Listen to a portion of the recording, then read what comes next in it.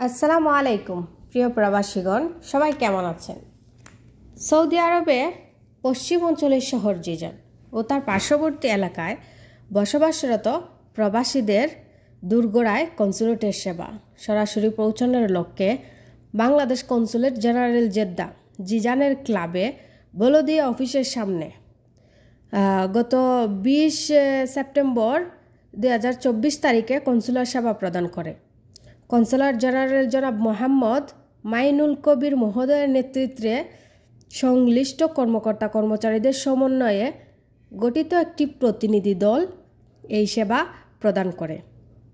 এই 2 দিনে প্রায় 2500 বাংলাদেশিদের বিভিন্ন ধরনের সেবা প্রদান করা হয়েছে।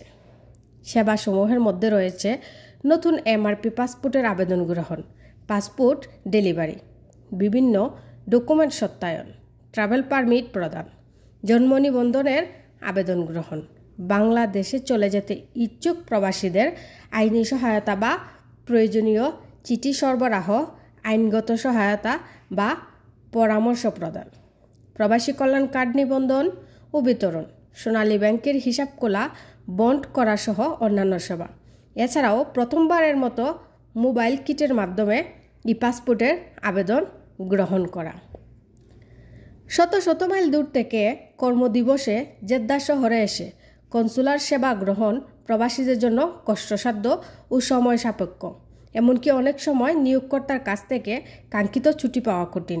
এই লক্ষ্যে তৃণমূল পর্যায়ে প্রবাসী বাংলাদেশিদের কনসুলার সেবা প্রদানের জন্য এই সফর অনুষ্ঠিত হয়।